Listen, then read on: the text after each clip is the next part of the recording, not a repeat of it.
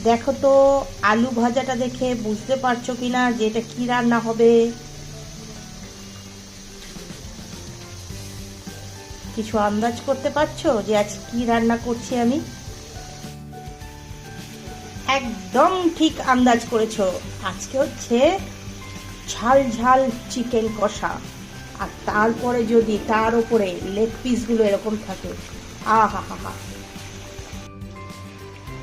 দেখো মোটামুটি রান্না হয়ে গেছে, ঝাল ঝাল একেবারে চিকেন কষা,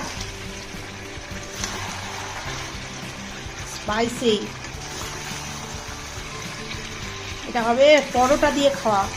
পরোটা দিয়ে ঝাল ঝাল একেবারে চিকেন কষা রেডি। তেল ছাড়তে শুরু করে দিয়েছে চিকেন থেকে।